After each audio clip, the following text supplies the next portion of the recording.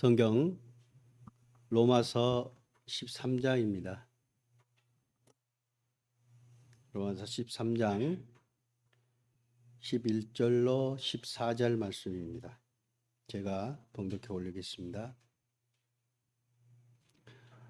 또한 너희가 이 시기를 알거니와 자다가 깰 때가 벌써 되었으니 이는 이제 우리의 구원이 처음 믿을 때보다 가까웠음이라. 밤이 깊고 낮이 가까웠으니 그러므로 우리가 어둠의 일을 벗고 빛의 갑옷을 입자. 낮에와 같이 단정히 행하고 방탕하거나 술 취하지 말며 음란하거나 호색하지 말며 다투거나 시기하지 말고 오직 주 예수 그리스도로 옷 입고 정욕을 위하여 육신의 일을 도모하지 말라. 예, 반갑습니다. 여기 청주 교회당을 이렇게 오게 되면 하나님이 참 함께 하신다는 것을 좀 오늘따라 더 느꼈던 것 같아요. 아까 첫 번째 난꽃 보셨죠? 그 모습이 우리 성도님들의 얼굴의 모습이지 않나 하는 그런 생각을 해봤어요. 아까 우리 어르신 들어오시는데 얼굴이 너무 화사하고 정말 기쁨 얼굴이 이렇게 뵙자마자 옛날 처음 뵀을 때보다 더 젊어지시는 것 같아서 그리고 또 한 가지 생각이 뭐였냐면 여기 보면 이 식물들이 너무 잘 자라는 모습, 그 다음에 그저께는 또 커피나무가 꽃을 피워가지고 많은 분들의 마음을 기쁘게 하는 그런 일이 있었는데 그것뿐만 아니라 모든 것이 이런 잘 자라는 모습을 보면서 여기가 주님께서 함께 하시는 곳이구나, 그리고 그곳이 바로 에덴 동산이었다는 그런 생각을 잠깐 해봤습니다. 오늘은 우리가 로마서 13장에 있는 말씀을 가지고 함께 좀 교제를 나눠볼까 합니다. 로마서 13장 11절 말씀입니다. 또한 너희가 이 시기를 알거니와 자다가 깰 때가 벌써 되었으니 이는 이제 우리의 구원이 처음 믿을 때보다 가까웠음이니라. 이 시기는 우리 구원받은 그리스도인들은 다 아실 거예요. 아마 너무나도 잘 알고 너무나도 많이 느끼고 계시고 너무나도 우리 생활 가운데 익숙해져 있지 않나 생각됩니다. 누가 얘기해도 이 시기는 다 알 것이고 주님이 오실 날이 너무나도 가까워져 왔다는 것을 또한 느끼고 계시리라 생각을 합니다. 주님은 말씀하시기를 너희가 이 시기를 알거니와, 자, 아는 것에 그치지 말고 자다가 깰 때가 벌써 되었다. 해가 중천에 떴다는 얘기입니다. 그죠? 대부분 분들이 우리가 생활하시면서 신앙생활 하시면서 조금 어렵고 아니면 입에서 입버릇처럼 하는 얘기가 주님 오실 때 다 됐다. 그렇지 않은가요? 조금만 뭐 하면 주님 오실 때가 다 됐는데, 근데 나를 한번 뒤돌아보는 시간을 좀 가졌으면 좋겠어요. 주님 오실 때가 다 됐다. 신랑이 오실 때가 다 됐는데 신부가 단정하고 모든 준비를 마쳤느냐 하는 거예요. 만약에 신랑이 왔는데 신부가 아직 준비도 안 하고 화장도 하지 않고 옷도 입지 않고 그런 모습으로 서 있다면 그거는 정말 신랑한테 큰 신뢰가 될 겁니다. 주님이 말씀한 여기 성경에 있는 말씀처럼 자다가 깰 때가 벌써 되었다. 벌써. 주님이 오시면서 2000년 전에 이 땅에 오시고 주님은 이 세상을 말세라 얘기하십니다. 세상의 끝날이라. 내가 간 대로 사도행전에서도 내가 가는 그대로 다시 오시겠다 약속하셨습니다. 그 약속을 우리가 믿고 또한 우리는 기다립니다. 그죠? 얼마만큼 간절히 기다리십니까? 주님이 오시는 그날을 얼마만큼 우리가 간절히 기다리느냐? 이 세상의 어떤 풍습과 세상에 얽매여서 주님의 그 모습을 잊고 계시지 않는지 한번 우리가 생각해 봐야 될 거라고 생각합니다. 11절 이제 우리의 구원이 처음 믿을 때보다 가까웠습니다.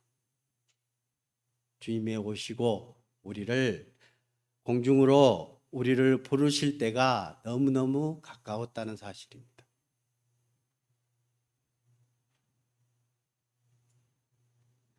주님은 또 이렇게 말씀하십니다. 에베소서 5장입니다. 14절. 성경은 우리에게 일어나라 얘기하십니다. 그러므로 이르시기를 잠자는 자여 깨어서 죽은 자들 가운데서 일어나라. 그리스도께서 너에게 비추시리이다 하셨느니라. 잠자는 자여. 왜 잠자는 자라는 표현을 썼을까요? 우리도 잠자는 사람은 일어나자. 죽은 자는 일어날 수 없는 거예요. 생명이 없기 때문에. 우리 그리스도인들은 자는 자입니다. 그래서 어디에서 일어나라고요? 죽은 자들 가운데서 일어나라. 잘 때는 죽은 사람인지 산 사람인지 멀리서 보면 분간하기 힘듭니다. 누워 자기 때문에. 죽은 자들 가운데서 우리가 구원받은 그리스도인들은 자는 사람들은 분명히 일어나야 되는 거예요. 근데 우리의 모습은 어떤 모습일까? 정말 일어나서 낮의 때와 같이 일을 하고 분주하게 움직이고 활동해야 되는 게 맞습니다. 근데 대부분이 멈춰 있는 경우도 많다는 것을 성경은 말씀하고 계십니다. 잠자는 자여 깨어서 죽은 자들 가운데서 일어나라. 성경은 로마서에도 보면 뭐라고 하느냐? 하나님의 그리스도인과 이방인이 섞일 수가 없는 것, 물과 기름이 섞일 수 없는 것처럼 그리스도인들은 세상 사람들과 함께 할 수 없어요. 움직일 수는 있으나 같이 할 수는 있으나 그것이 마음이 그들과 같을 수는 없는 거예요. 죽은 자들 가운데서 일어나라고 그랬는데 우리가 만약에 이것을 좀 상상해 봅시다. 어떤 분 그런 분도 있기는 있습니다만은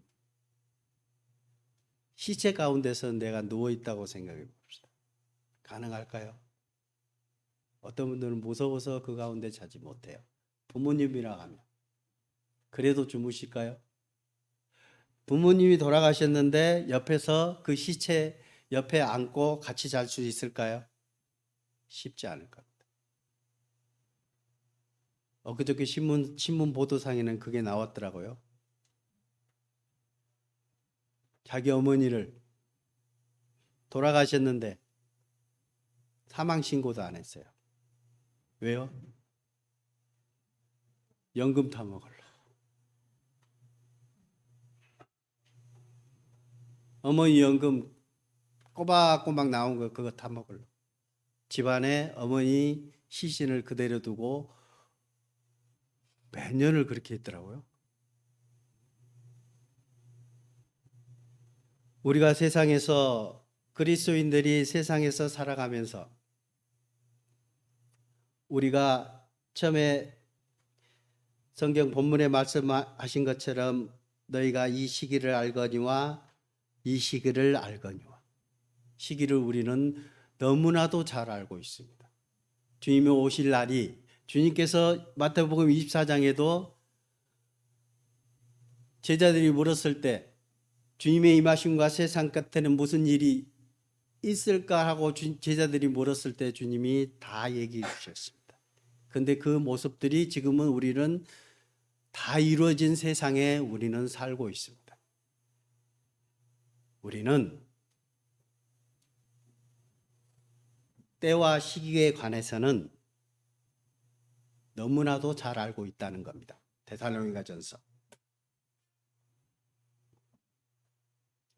5장 1절입니다. 형제들아 때와 시기에 관해서는 너희에게 쓸 것이 없음은 주의 날에 밤에 도둑같이 이를 줄을 너희 자신이 자세히 알기 때문이다. 그죠? 너무 잘 알고 있습니다. 너무너무 잘 알고 있습니다. 그리고 마태복음에 주님도 그렇게 말씀하셨습니다. 마태복음 24장 무화과 나무 비유를 배우라. 그 가지가 연하여지고 잎사귀를 내면 여름이 가까운 줄을 아나니 이와 같이 너희도 이 모든 일을 보거든 인자가 가까이 곧 문 앞에 이른 줄을 알라.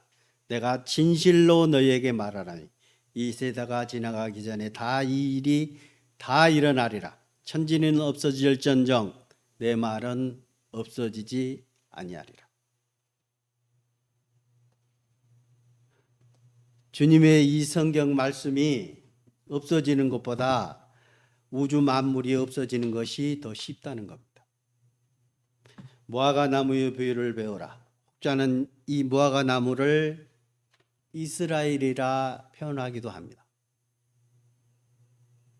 근데 우리가 알다시피 자연적인 현상일 수도 있습니다.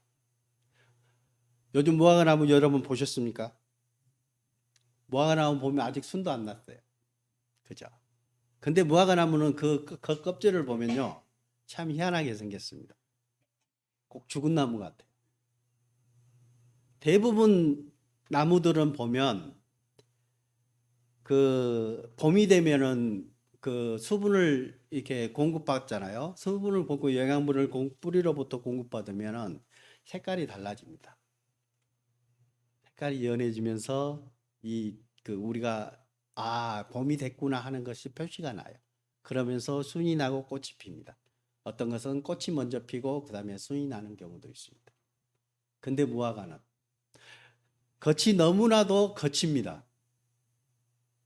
거칠면서 꼭 죽은 나무 같아요. 근데 6월이 되고 여름이 가까워져 오면 순이 딱 나옵니다.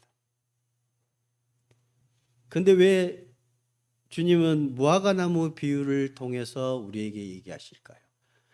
이스라엘의 그 기후상 6월 달이 되면 추수 때입니다. 추수 때예요. 우리 혹시 밀보리 이 추수 때가 6월, 7월이거든요. 대부분이. 그때가 추수 때예요. 이스라엘이. 그러니까 무화과 나무의 비유를 배우라. 그 가지가 연하여지고 잎사귀를 내면 여름이 가까운 줄을 아나니. 주님이 오실 때 추수 때가 가까웠다는 사실입니다. 이와 같이 너희도 이 모든 일을 보거든 인자가 가까이 곧 문 앞에 이른 줄을 알라. 이 마태복음 24장에는 여러분들이 잘 아시다시피 세상 끝에 일어날 일들에 대해서 예수님께서 열거해 놓으신 장입니다. 그 모든 일이 이루어지는 것을 보거든 인자가 곧 문 앞에 이른 줄 알라. 그 마태복음 24장에 있는 말씀은 우리가 그것을 이루어진 것을 보는 세대에 우리가 살고 있다는 사실입니다. 그렇죠? 근데 주님이 오실 날이 옛날부터 가까웠다 하고 주님은 이 세상 십자가에서 우리의 죄를 사하기 위해서 십자가에 못 박히시기 전에도 제자들에게 뭘 하셨어요? 사람들에게 말세다라고 말씀하셨습니다. 근데 주님이 왜 안 오실까? 제가 주님을 안 지가 벌써 30년이 넘었습니다. 거의 40년 가까이 됩니다. 저는요, 주님이 오실 때 군대 가기 전에 오실 줄 알았어요. 진짜로. 그래서 결혼도 안 하려고 했었어요. 그때까지 안 갈 것 같다는 생각을 했었어요. 근데 지금은 거의 40년 가까이 지나왔습니다. 왜 그럴까요? 만약에 여러분 한번 생각해 봅시다. 그때 주님이 오셨다면 다른 분들은 어떻을까요? 구원받지 못하신 분들도 많았을 겁니다. 주님이 알지 못하신 분들도 많았을 겁니다. 심지어 저희 어머님도 주님을 영접하지 못했을 겁니다. 왜? 주님은 우리를 너무 사랑하시기 때문입니다. 성경 베드로후서입니다. 3장 8절. 사랑하는 자들아, 주께는 하루가 천년 같고 천년이 하루 같다는 이 한 가지를 잊지 말라. 주의 약속은 어떤 이들이 더디다고 생각하는 것 같이 더딘 것이 아니라 오직 주께서는 너희를 대하여 오래 참으사 아무도 멸망하지 않고 아니하고 다 회개하게 이르기를 원하시느니라. 한 영혼이라도 주님을 찾는 이가 있다면 그 영혼 때문이라도 주님은 더디 오실 것이라고 저는 확신합니다. 우리는 구원받은 그리스도인들은 뭐예요? 빨리 오셨어요. 세상 살기가 너무 힘들잖아요. 그러니까 우리는 빨리 오시기를 고대하고 빨리 오셨으면 하지만 주님은 어떤 일을 더 사랑해요? 옛날 어른분들이 그런 얘기를 많이 하셨어요. 10손가락 다 깨물어 봐라. 안 아픈 손가락이 없다. 누구는 사랑하고 누구는 덜 사랑할까요? 다 사랑하는데 저도 부모가 되다 보니까 손가락 길이가 다 다른 것처럼 이것도 다르더라고요. 실제로 달라요. 하나님도 그러시는 것 같아요. 그래서 예수님이 비유로 말씀하실 때 뭐예요? 한 드라크마, 잃어버린 어린 양, 그 양을 기다리고 계시. 그래서 더디 올 수밖에 없는 거예요.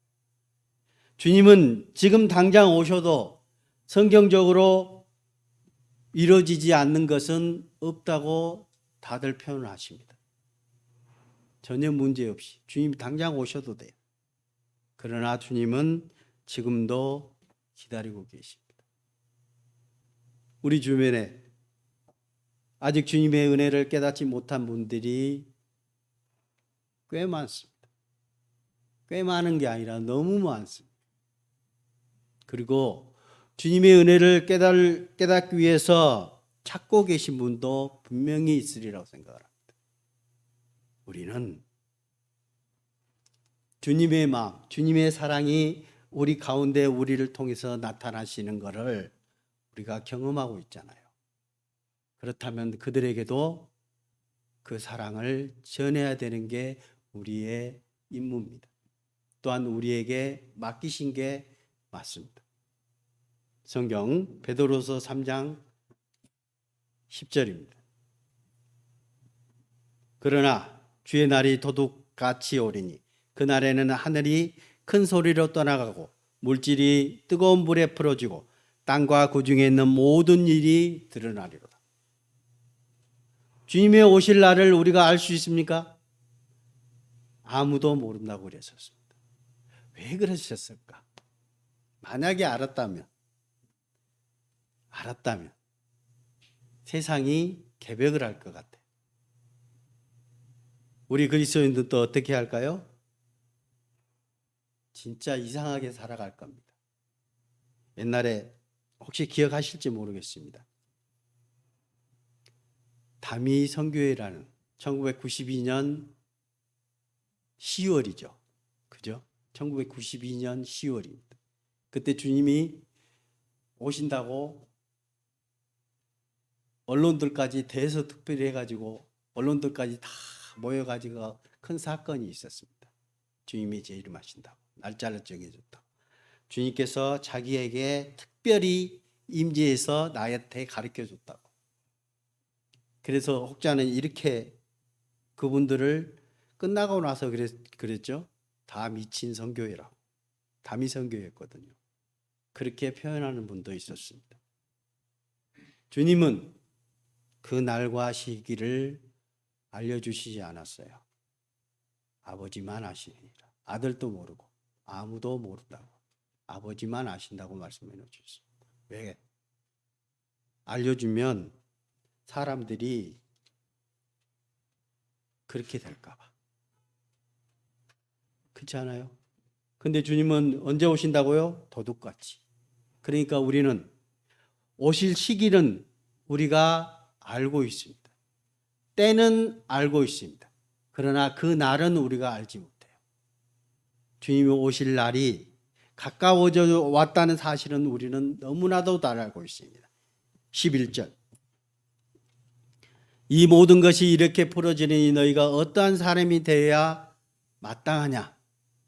묻습니다. 주님이 오실 날이 도둑같이 온다. 도둑놈은요, 누가 이게 알리고 오지 않잖아요. 그러면 도둑으로서 의미가 없는 거예요. 그렇죠? 도둑은 사람들이 없는 틈 아니면 자기가 정말 아무도 들키지 않고 도둑질을 할 수 있는 그 시기를 선택할 겁니다. 그런 것처럼 주님도 그렇게 오시겠다는 거예요. 도둑이 오는 것처럼.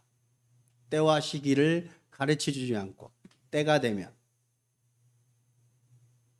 하나님이 정하실 겁니다. 그러면 우리에게 주님은 우리를 부르러 오시리라 생각합니다. 12절. 하나님의 날이 임하시기를 바라보고 간절히 사모하라. 우리가 어떻게 살아야 마땅하냐? 거룩한 행실과 경건함으로 하나님의 날이 임하기를 바라보고 간절히 사모하라는 것. 정말 사모하십니까? 정말 주님이 오시기를 간절히 사모하십니까? 그렇다면 나의 행동이 달라져야 돼요. 간절히 사모한다면. 어떤 분들이 사랑에 대해서 얘기할 때 사랑하는 사람은요, 행동이 다릅니다. 대부분 얘기할 때 콩깍지 씌웠다고 그러잖아요. 젊었을 때 콩깍지 씌웠을 때는 어떻게 행동합니까? 사랑하는 자. 아무것도 보이지 않아요. 밤에 12시가 넘어서 전화하면 나 여기 집 앞인데 벌떡 일어나서 뛰쳐나갈 겁니다. 그렇지 않아요? 근데 혹시 지금 결혼하신 분 계십니까? 뭐 좀 가지고 나와. 당신이 왔다 가. 그렇지 않아요? 우리의 모습 가운데 죄송합니다. 우리 아들이요. 결혼 시기가 다녀왔다고 둘이 연애를 합니다. 이거 전파 타면 안 되는데.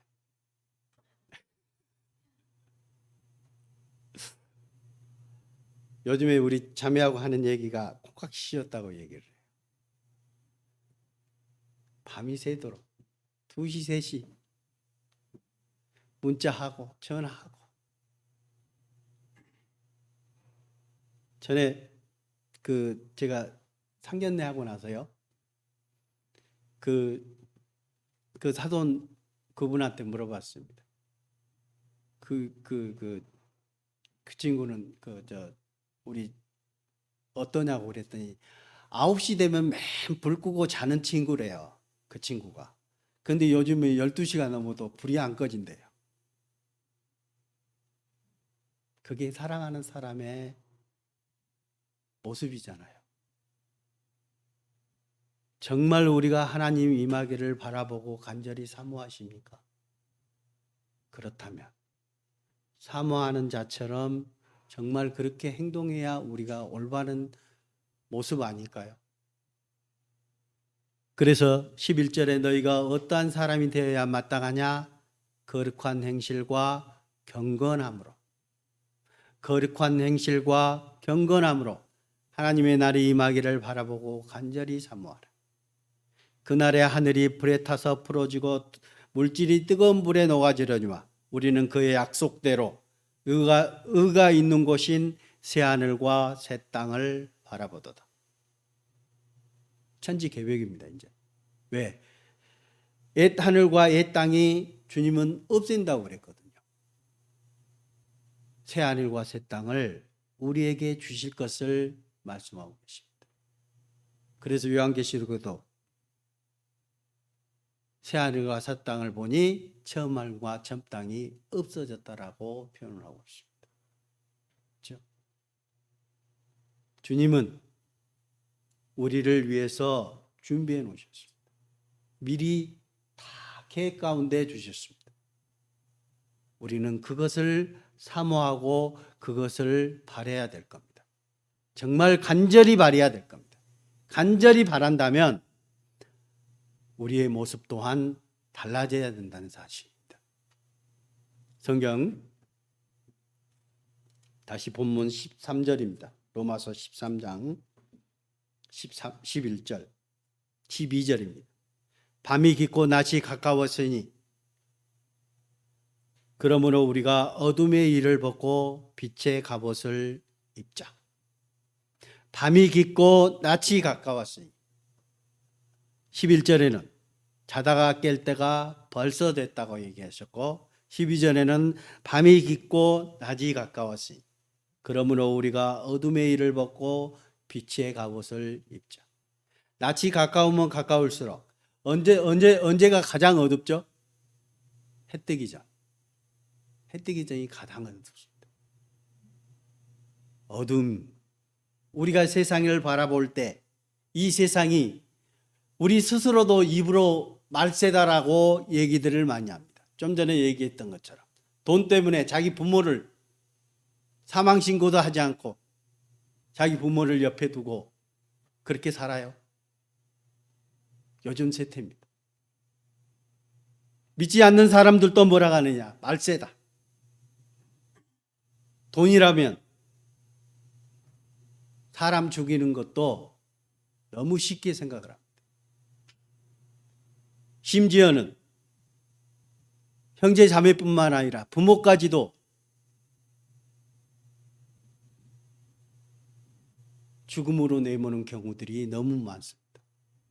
보험 들어놓고 그 보험금 타먹으려고 부모까지 죽이고. 우리가 뉴스를 보다 보면 요즘 세상 돌아가는 것을 보면 정말 악이 정말 하늘을 찌르는 것 같아요. 보면 볼수록요, 세상 사람들이 너무 악하다는 것을 느낍니다. 옛날에는 상상도 못했던 일들이 지금 벌어지고 있어요. 진짜로.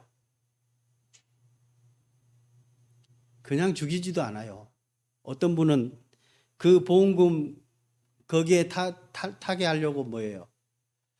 가끔씩 제가 그 드라마가 아니라 저 TV 프로 중에 제가 좋아하는 프로가 있는데 그 형사들 나오는 그런 프로를 제가 가끔씩 제가 보거든요. 거기 보면 정말 잔인합니다. 자기 꾀를 다 씁니다. 뭐 때문에? 대부분이 돈 때문입니다. 부모를 통해서 부모를 죽게 해서 보험 가입해 놓고 그 부모를 죽이려고 농약을 조금씩 중독되게 만듭니다. 그러니까 그 의사소견서에 사망 진단서에 나타나지도 않아요. 그래서 자연사한 것처럼. 뭐 때문에요? 돈 때문에. 세상이 이렇게 악해졌습니다. 우리나라가 동방예의주의라고 얘기하고 유교 사상이 뿌리를 박아서 심지어는 부모를 갖다가 죽은 이후에 묘까지 써서 섬기는 우리나라 사람들입니다. 그런데 우리나라가 이렇게까지 변했다는 사실입니다. 정말 세상이 악의 너무나도 악한 세상으로 변해버렸습니다. 주님이 오실 때가, 주님은 지금도 그것을 보고 계시면서도 참는 이가 있기 때문에 참고 기다린다, 저는 믿습니다. 12절 밤이 깊고 낮이 가까웠으니 그러므로 우리가 어둠의 일을 벗고 빛의 갑옷을 입자. 빛은 어둠이 있으면 빛이 가면은요, 그 어둠은 물러나기 때문입니다. 그렇죠? 이 세상에 빛이 비쳤습니다. 그 빛을 통해서 또 다른 빛이 이어져 가는 겁니다. 가끔가다 우리가 촛불 집회라고 얘기하시죠. 촛불 하나 가지고 또 연결해서 많은 빛이 됩니다. 우리의 모습이어야 되는 겁니다. 내 빛이 이뤄진 영혼들에게 또 다른 빛을 만들어야 되는 거예요. 그래서 그 빛이 많아지면 많아질수록 뭐예요? 세상의 어둠이 조금씩 물러가는 거예요. 그 빛이 꺼지고 나면 어둠은 다시 옵니다. 빛이 있을 때. 그러나 그 빛 가운데에서는 빛 가운데 행하라고 주님은 그렇게 말씀하고 계세요. 그런데 세상 사람들이 세상에서 범죄를 저지를 때 대낮에 하는 경우들이 거의 없습니다. 그러나 요즘에는 대낮에도 하더라고요. 사람들이 보든 말든. 주님은 그렇다면 우리는 어떻게 행동해야 하는가? 요한일서 2장입니다. 사랑하는 자들아, 내가 새 계명을 너에게 쓰는 것이 아니라 너희가 처음부터 가진 옛 계명이니 이 옛 계명은 너희가 들은 바 말씀이거니와 다시 내가 너희에게 새 계명을 쓰노니 그에게와 너희에게도 참된 것이라. 이는 어둠이 지나가고 참빛이 벌써 비침이니라. 비추셨습니까?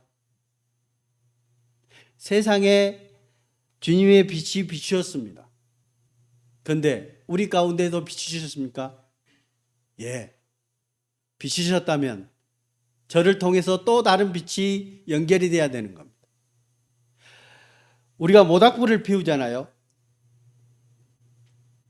모닥불을 피우면 어떻게 해야 돼요? 모닥불을 피우면 불이 하나가 둘이 되고 둘이 셋이 됩니다. 근데 모이면 모일수록 어떻게 돼요? 그 불은 더욱더 커질 수밖에 없어요. 힘이 있을 수밖에 없습니다. 정말 활활 타오르는 그 모닥불들이 모이면 어떻게 돼요? 그거는 걷잡을 수 없습니다. 누구도 방해할 수 없습니다. 그런데 연약할 때는 그냥 바람만 불어도 꺼질 가능성이 너무 높습니다. 바람만 불어도 꺼져요. 그러나 그 세력이 클 때는 어떤 바람도 그것을 이기지 못합니다. 오히려 그 불을 더욱더 키우는 역할을 합니다. 세상의 어떤 풍파, 우리가 주님 안에서 그것이 마음이 하나가 되고 정말 우리의 마음이 주님을 향하는 마음, 주님의 빛이 우리 가운데 비친다면 그 빛은 더욱더 밝아질 것이라고 저는 확신합니다. 우리는 주님의 빛이 비친 그리스도인들입니다. 그렇다면 우리는 어떻게 행동하라고 주님은 데살로니가전서에 말씀으로 하고 계십니다. 데살로니가전서 5장 4절. 형제들아 너희는 어둠에 있지 아니하며 그날이 도둑같이 너희에게 임하지 못하리니 너희는 다 빛의 아들이요 낮의 아들이라. 우리가 밤에나 어둠에 속하지 아니하나니 그러므로 우리는 다른 이들과 같이 자지 말고 오직 깨어 정신을 찾을지라. 이럴 때일수록 더욱더 정신을 차려야 될 분들이 우리라는 겁니다. 형제들아, 너희는 어둠에 있지 아니하며. 우리는 어둠에 있지 않다는 겁니다. 왜? 우리 가운데 빛으로 계신 주님이 계시기 때문입니다. 우리는 빛을 비추고 있습니다. 그렇죠? 또 한 구절 볼까요? 5장 8절. 우리는 낮에 속하였으니 정신을 차리고 믿음과 사랑의 호신경을 붙이고 구원의 소망의 투구를 쓰자. 하나님이 우리를 세우심은 노하심에 이르게 하심이 아니요 오직 우리 주 예수 그리스도로 말미암아 구원을 받게 하심이라. 예수께서 우리를 위하여 죽으사 우리로 하여금 깨어있든지 자든지 자기와 함께 살게 하려 하셨다. 우리는 주님이 빛이 우리 가운데 들어와 계십니다. 그렇다면 그 주님의 빛을 저는 등이라고 표현하고 싶어요. 우리를. 빛이 우리 가운데 들어왔으면 그 빛을 비춰야 되는 게 맞습니다. 밝히. 감싸면 안 되는 거예요. 세상 것으로 인해서 우리를 그 빛을 가리워서는 안 되는 거잖아요. 세상 것을 벗어 던져버려야 되는 게 맞습니다. 그래서 우리는 어떻게 하라고요? 이렇게 하라. 에베소서 6장입니다. 그런즉 서서 진리로 너희 허리띠를 띠고 의의 호신경을 붙이고 평안의 복음이 준비한 것으로 신을 신고 모든 것 위에 믿음의 방패를 가지고 이로써 능히 악한 자의 모든 불화살을 소멸하고 구원의 투구와 성령의 검 곧 하나님의 말씀을 가지라. 우리가 모여서 주의 말씀을 전하고 주의 말씀을 배우고 주의 말씀으로 서로 간증하고 우리가 말씀 안에 주님의 말씀을 통해서 나타나는 주님의 능력이 있기 때문입니다. 그 말씀으로 세상에 그런 것들을 이겨낼 수 있는 힘이 주님 말씀 가운데 있기 때문입니다. 근데 말씀을 우리가 많이 안다고 하지만 그 말씀을 믿지 않고 그 말씀이 믿음이 없다면 그 말씀에 대한 믿음이 없다면 그 말씀은 우리를 통해서 이루어지지 않을 겁니다. 14절 그런즉 서서 진리로 너희 허리띠를 띠고 의의 호신경을 붙이고 앉아있으라 하지 않았습니다. 서 있으라는 겁니다. 언제든지 움직일 수 있고 언제든지 뛰어갈 수 있고 언제든지 싸울 수 있는. 그래서 옛날 구약 시대에도 전투병들을 할 때도 고르잖아요. 물 먹는 것까지 어떻게 하는 것까지 보면서 하나님이 추리잖아요. 전쟁에 나갈 병사들을 추릴 때 그렇잖아요. 경계하지도 않고 자기 목마른 거 하나 때문에 그냥 물 쳐받고 물을 먹는다? 배제하라. 우리는 준비하고 언제든지 싸울 수 있는 모습으로 등장해야 되는 겁니다. 우리는 찬송가나 성경에 있는 말씀처럼 십자가 군병이라는 표현을 썼습니다. 하나님의 십자가, 주님의 복음을 들고 세상 가운데 나아가는 군병들입니다. 무장하고 나아가서 싸울 준비를 하고 언제든지 어떤 적으로부터 싸울 수 있는 힘과 무기가 갖춰져 있어야 되는 겁니다. 예수님도 세상에 와서 시험을 받을 때 말씀으로 그 모든 마귀의 시험을 물리쳤습니다. 우리가 의지할 수 있는 것은 뭐예요? 말씀입니다. 그래서 그 말씀을 믿음으로 승화시켜야 한다는 겁니다. 요한일서 5장입니다. 무릇 하나님께로부터 난 자마다 세상을 이기느니라. 세상을 이기는 승리는 이것이니 우리의 믿음이니라. 우리가 믿음이 없이 우리가 말씀을 많이 알지만 그것이 행함으로 나타나지 않는다는 것은 참 믿음이 아니라는 겁니다. 우리가 말씀에 대해서는 너무나도 많이 알고 계세요. 지식적으로도 많이 알고 있습니다. 그 말씀이 내 생활 가운데 그 말씀에 해당되는 것을 알고 있습니다. 그런데 그 말씀이 나한테 믿음으로 승화되지 않는 거예요. 그렇지 않아요? 그럴 때가 너무 많습니다. 말씀은 나를 가르쳐 주시고 나에게 성령님께서 우리를 인도하고 계세요. 너 그렇게 하면 안 돼. 주의 말씀에 이런 말씀이 있잖아. 근데 나는 그 말씀을 무시할 때도 많았습니다. 말씀대로 살아가지 않고 그 말씀을 따라가지 않고 돌아설 때도 많았습니다. 그래서 다시 본문 로마서 13장 13절입니다. 낮에와 같이 단정히 행하고 방탕하거나 술 취하지 말며 음란하거나 호색하지 말며 다투거나 시기하지 말고 오직 주 예수 그리스도로 옷 입고 정욕을 위하여 육신의 일을 도모하지 말라. 낮에와 같이 단정히 행하고 방탕하거나 술 취하지 말며 음란하거나 호색하지 말며 다투거나 시기하지 말라. 낮에와 같이 단정히 행하고. 여러분 집에 나설 때 어떻게 하게 오세요? 자고 일어나면 머리도 부시부시해갖고 머리도 지 마음대로 해서 있고 그 전날 샤워하고 자면은 어떻게 해요? 머리는 새 집은 새 집대로 다 지고 그대로 나오십니까? 아니면 저녁에 자던 옷 그대로 밖으로 나오십니까? 절대 그렇지 않을 겁니다.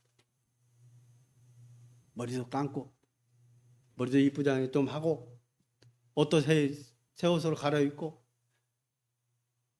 화장도 좀 하고 그런 모습으로 우리가 나서지 않나요? 우리 신앙생활도 그렇게 해야 된다. 단정히 행하고 방탕하거나 술 취하지 말며 음란하거나 호색하지 말며 다투거나 시기하지 말고 오직 주 예수의 그리스도로 옷 입고 정욕을 위하여 육신의 일을 도모하지 말라. 왜 이런 말씀을 해놓으셨을까요?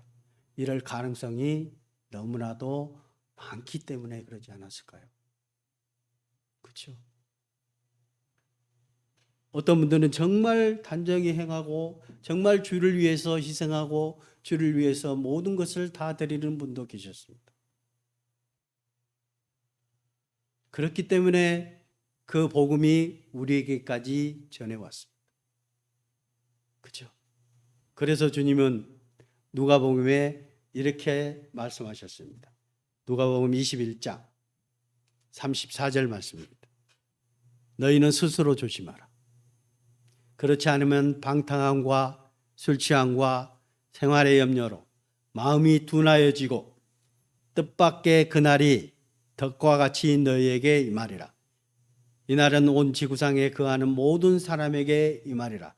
그러므로 너희는 장차 올 이 모든 일을 능히 피하고 인자 앞에 서도록 항상 기도하며 깨어있으라 하시니라. 너희는 스스로 조심하라. 왜 조심하라고요? 넘어질까 당연하기 때문에. 우리가 넘어질 수 있다는 것은 주님은 말씀하고 계시는 거예요. 우리는 언제나 연약한 지체라는 사실을 기억하게 만들어줍니다.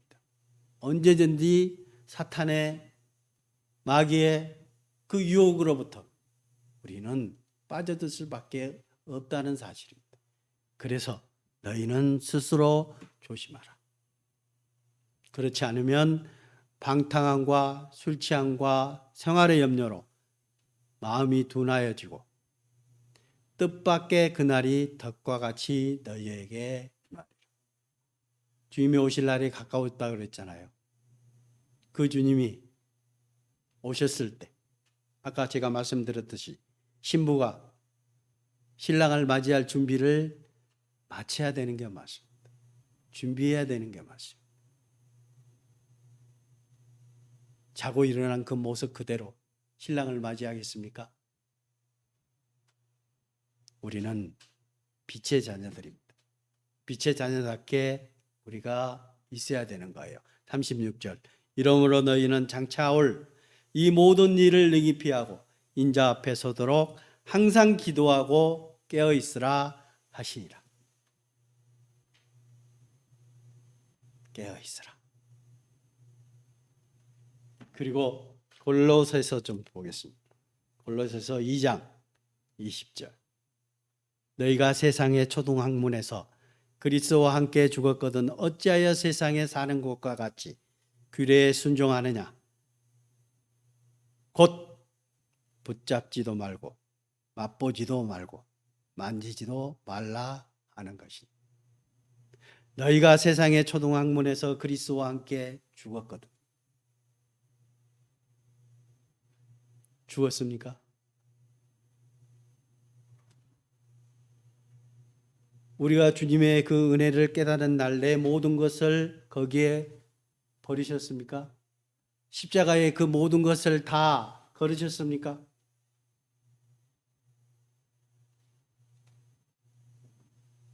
이제는 주님과 함께 살아가야 되는 게 우리의 본분입니다. 어찌하여 세상에 사는 것과 같이 규례에 순종하느냐. 세상적으로 많은 지식이 있고 많은 학식을 가지고 있습니다. 그것이 주님을 거역하는 일이 될 겁니다. 그래서 21절은 곧 붙잡지도 말고 맛보지도 말고 만지지도 말라 하는 것입니다. 초등학문이 뭐예요? 8절에 누가 철학과 헛된 속임수로 너희를 바로잡을까 주의하라. 이것은 사람의 전통과 세상의 초등학문을 따르며 그리스도를 따름이 아니니라. 우리는 말씀을 따라가야 되고 주님의 명령하신 것을 행해야 되는 겁니다. 그것이 우리의 본분이요 우리가 나아갈 길입니다. 그렇죠? 우리는 주님의 거룩하신 주님의 희생으로 말미암아 우리는 세상에 빛이 되었고 천국의 소망을 갖는 그리스도인이 됐습니다. 그렇다면 우리는 이렇게 하라. 골로새서 3장 1절입니다. 그러므로 너희가 그리스도와 함께 다시 살리심을 받았으면 위의 것을 찾으라. 거기는 그리스도께서 하나님 우편에 앉아 계시느니라. 위의 것을 생각하고 땅의 것을 생각하지 말라. 이는 너희가 죽었고 너희 생명이 그리스도와 함께 하나님 안에 감추어졌습니다. 그렇죠? 너희가 그리스도와 함께 다시 살리심을 받았으면 위의 것을 찾으라. 우리가 보물을 쌓아둘 때도 어디다 쌓아두라고요?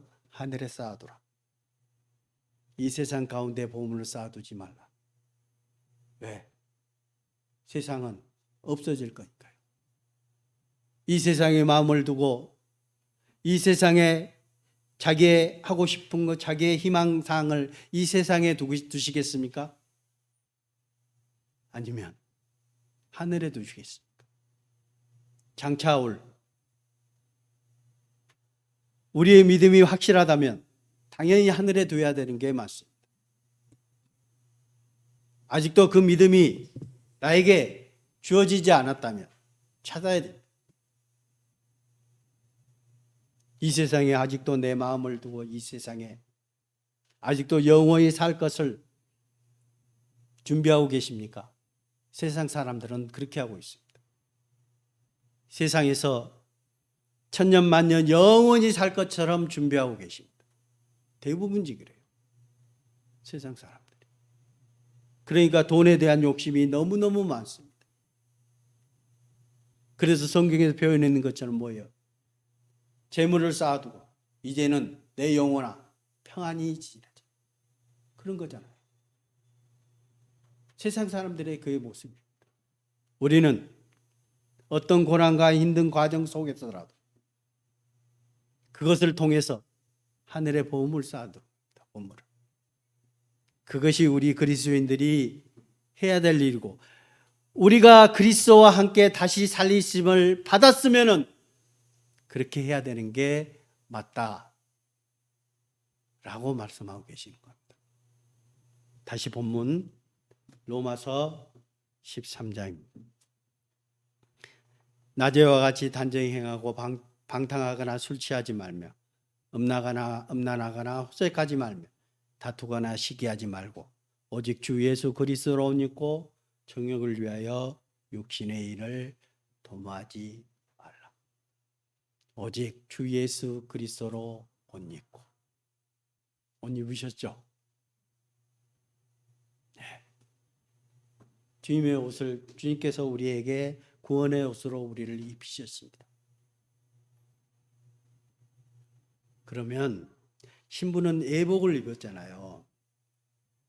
예복을 입었으면 그 예복을 입은 사람들의 행동 거지가 달라집니다. 그렇지 않아요? 아무 데서나 그냥 막 가서 주저앉고, 옛날에 그 남자분들 군대 예비군복만 입으면 개가 된다고 그러더라고요. 아무 데서나 뒹굴고 아무 데서나 주저앉고 그래요. 그죠? 그래서 그 대부분 많은 사람들이 예비군복만 입으면 개가 된다는 거예요. 개가 그렇잖아요, 개가.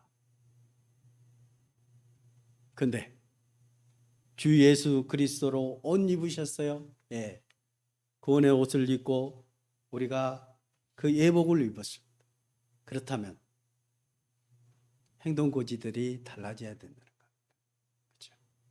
그래서 주님은 우리에게 이렇게 말씀하고 계십니다. 빌립보서 너희 안에 이 마음을 품으라. 그리스도 예수의 마음이니 그는 근본 하나님의 본체시나 하나님과 동등됨을 취할 것으로 여기지 아니하시고 오히려 자기를 비워 종의 형체를 가지사 사람들과 같이 지으셨고 사람의 모양으로 나타나사 자기를 낮추시고 죽기까지 복종하셨으니 곧 십자가에 죽으십니다. 누구 때문에? 우리 때문에.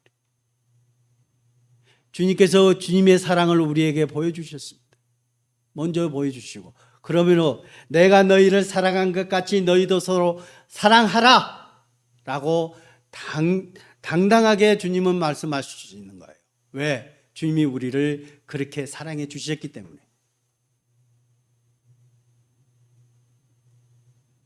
요한일서 우리가 그에게서 듣고 너희에게 전하는 소식은 이것이니 곧 하나님은 빛이시라. 그에게는 어둠이 조금도 없으시다는 것이니라.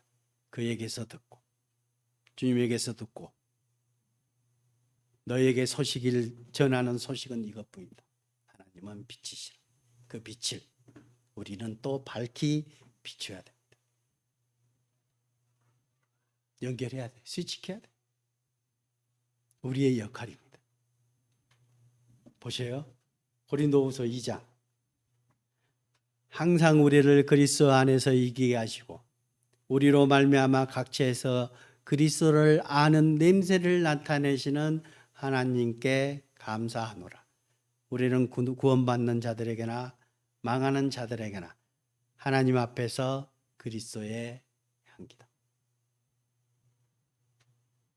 여러분 향기가 나십니까? 오늘 제가 여기 청주교회 와서 에덴 동산 갔다 그랬잖아요. 얼마나 아름답습니까? 우리끼리 있을 때 더욱더 더 큰 향기가 나타납니다. 그러나 세상에 있을 때 더 큰 향기가 나타난다는 사실 아세요? 우리끼리 있을 때는 잘 구분이 안 가요. 비슷비슷하니까. 근데 그 향기는요, 그 사막에서 자라는 그 무슨 꽃이라고 그러죠?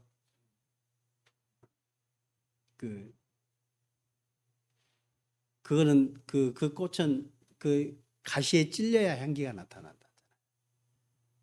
그리스도인들이 그런 모습이어야 돼요. 가시에 찔릴 때 향기가 더욱더 진해지는 겁니다. 14절에 항상 우리를 그리스도 안에서 이기게 하시고, 항상 우리를 그리스도 안에서 이기게 하시고, 우리가 이기게 하시는 것이 하나님께서 하신다는 거예요. 그런데 그리스도 안에서 이기게 하시는 겁니다. 그리스도 밖이 아니라 그리스도 안에서. 우리로 말미암아 각처에서 그리스도를 아는 냄새를 나타내시는 하나님께 감사하노라. 꽃은 피어 있어요. 그 향기는 저절로 나타나는 게 아니잖아요. 주님께서 우리를 통해서 그 향기를 내뿜게 하십니다. 식물이 자라나고 꽃을 피우고 열매를 맺히는 모든 과정들이 하나님의 손이 작용합니다. 우리 그리스도인도 똑같습니다. 우리의 모든 일거수일투족이 주님 손 안에 있다는 사실을 우리는 잊지 말아야 될 겁니다. 15절, 우리는 구원받는 자들에게나 망하는 자들에게나 하나님 앞에서 그리스도의 향기다. 우리끼리 있을 때도 향기가 나타나지만 구원받지 못한 망하는 자들에게 더욱더 깊은 향기를, 더욱더 많은 향기를 내뿜을 수 있어야 될 겁니다. 그래서 우리는 어떤 분이 어떤 상태예요? 너희 몸은 너희가 하나님께로부터 받은 바 너희 가운데 계신 성령의 저인 줄을 알지 못하느냐. 너희는 너희 자신의 것이 아니라 값으로 산 것이 되었으니 그런즉 너희 몸으로 하나님께 영광을 드리라. 우리 몸으로 하나님께 영광을 드립니다. 주님께서 우리를 십자가상에서 값으로 사셨기 때문에 우리 죄값을 지불하시고, 누가 지불해 주셨어요? 예수님 십자가에서 지불해 주셨잖아요. 대신. 그렇다면 값으로 산 것이 됐으니 그런즉 너희 몸으로 하나님께 영광을 돌리라. 우리는 내 것이 아니라는 거예요. 또한 우리 가운데에는 주님이 계신다는 겁니다. 여러분, 주님은 우리의 어린이 찬송가 구원 열차 선장이 누구라고요? 예수님. 우리가 주님이 우리 가운데 거하시면 우리가 그 주님께서 인도하시고 말씀하신 대로 우리가 행동하십니까? 그대로 가야 되는 거예요. 열차가 그 선장이 열차 기관사가 움직이는 대로 가야 되잖아요. 잘못 가면, 다른 데로 가면, 열차가 철로를 이탈하면 뭐예요? 사고잖아요. 우리의 모습이어야 된다는 겁니다. 주님이 말씀하신 대로, 주님이 인도하시는 대로 우리는 가는 겁니다. 내 모든 것을 벗어던지고, 내 모든 것을 벗어버리고 주님이 말씀하신 대로 가야 되는 게 우리의 모습이라는 겁니다. 왜? 우리의 몸은 하나님이 거하시는 성전이기 때문입니다. 그렇다면 우리는 그 20절에 있는 말씀처럼 값으로 산 것이 되었으니 그런즉 너희 몸으로 하나님께 영광을 돌려야 되는 게 맞는 거잖아요. 그래서 로마서 14장, 우리는 어떻게 살아가야 된다? 우리 중에 누구든지 자기를 위하여 사는 자가 없고 자기를 위하여 죽는 자도 없도다. 무서운 말입니다. 저는 이거 정말 무서운 말. 우리 중에 누구든지라는 건 뭐예요? 다 그렇다는 거예요. 자기를 위하여 사는 자가 없고 자기를 위하여 죽는 자도 없도다. 맞습니까? 정말 맞습니까? 저는 여기에 아멘이 잘 안 될 때가 많아요. 정말 많습니다. 내가 아멘이 안 돼. 이렇게 살아야 되는데, 이렇게 해야 되는데. 내가 주인이 아니고 주인이 따로 계시는데 내 마음대로 행동하고 내 마음대로 판단하고 내 마음대로 걸어갈 때가 너무너무 많습니다.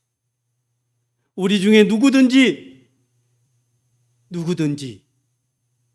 자기를 위하여 사는 자가 없고 자기를 위하여 죽는 자도 없도다. 우리가 살아도 주를 위하여 살고 죽어도 주를 위하여 죽나니 그러므로 사나 죽으나 우리가 주의 것이로다.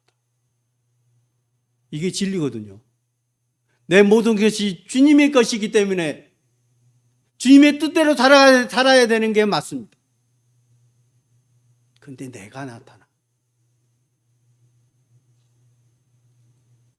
9절 이를 위하여 그리스도께서 죽었다가 다시 살아나셨으니 곧 죽은 자와 산 자의 주가 되려 하십니다. 우리가 주님을 기억하고 주님의 은혜를 생각할 때마다 우리 자신을 다시 한번 주님 함께 내놓게 됩니다. 근데 이게 누구든지라는 말에 저는 참 한숨이 나올 때도 많아요. 근데 그 모습을 보여주신 분이 누구예요? 우리와 똑같은 사도 바울입니다. 마지막에 이 말씀을 끝으로 하겠습니다. 사도 바울의 간증입니다. 빌립보 교회를 통해서 나의 간절한 기도와 소망을 따라 아무 일에든지 부끄러워하지 아니하고 지금도 전과 같이 온전히 담대하여 살든지 죽든지 내 몸에서 그리스도가 존귀하게 되게 하려 하나니 이는 내게 사는 것이 그리스도니 죽는 것도 유익함이라. 정말 주님을 위해서 내 목숨까지도 내놓을 수 있을까요? 정말 어려운 일입니다. 그러나 사도 바울은 그렇게 하셨어요. 그리고 많은 선진들이 그렇게 하셨어요. 그렇기 때문에 그 복음이 지금의 우리에게까지 전해졌습니다. 그렇다면 우리에게도 다음 세대를 위해서 아직 이뤄진 영혼들을 위해서 우리의 본분을 행해야 되는 게 저는 맞다고 봅니다. 정말 어려울 겁니다. 이것은 정말 이것까지 하기에는 우리가 정말 목숨까지도 주님께서 목숨을 우리에게 주셨기 때문에 우리도 목숨을 드려야 되는 게 당연하지만 목숨까지 준다고 생각한다면 내 모든 행동들이 저는 달라지리라고 생각을 합니다. 내 죽음까지도 주님께 드릴 수 있다면, 그런 각오가 있다면. 근데 사도 바울은 그거를 보여주셨잖아요. 주님이 보여주시고 사도 바울도 보여주셨고 많은 선진들이 목숨까지도 주를 위해서 내놓았습니다. 뭐를 위해서? 주님의 그 복음을 위해서, 사랑을 위해서. 우리도 마찬가지일 겁니다. 우리도 주를 위해서 앞으로 일어날 그 차세대 그 아직 깨닫지 못한 어둠에 있는 자식들에게, 사람들에게, 아직 이뤄진 많은 영혼들에게 우리의 할 일이 분명히 있으라고 합니다. 이것을 통해서 주님의 향기를 내뿜고 주님의 은혜를 세상 사람들에게 전해야 되고, 우리가 빛 가운데 거하였으면 그 빛을 세상 어둠 가운데 비춰야 될 겁니다. 우리가 그 빛이 돼서 세상에 나아가고 세상에서 생활하고 그 세상 가운데서 그들에게 빛이 되는 저희들이 됐으면 좋겠습니다. 기도드리겠습니다. 거룩하시고 은혜가 많으신 아버지 하나님 감사합니다. 주님께서 이 세상에 오셔서 십자가에 못 박히심으로 주님께서 몸소 우리 죄를 담당하시고 우리에게 또한 그 은혜를 보여주실 뿐만 아니라 우리를 통해서 주님의 뜻을 나타내게 하여 주심을 감사드립니다. 세상이 너무 악하고 또한 주님께서 오시겠다는 그 약속의 날이 머지 않았다는 것은 저희들은 알고 있습니다. 정말 저희가 깨어서 주님의 뜻을 행하고 아직 이르지 많은 영혼들에게 주님의 그 크신 사랑을 전할 수 있도록 주님께서 우리를 통해서 나타나는 주님의 그 크신 그 그리스도의 향기를 세상에 널리 퍼뜨리고 주님께서 우리에게 있는 그 빛을 세상에 밝히 비칠 수 있도록 인도하여 주시옵소서. 저희들은 연약하고 부족합니다. 주님께서 사용해 주시고 주님께서 우리를 이끌어 주시기를 간절히 원합니다. 우리를 사랑하시는 예수 그리스도 이름으로 기도드렸습니다. 아멘.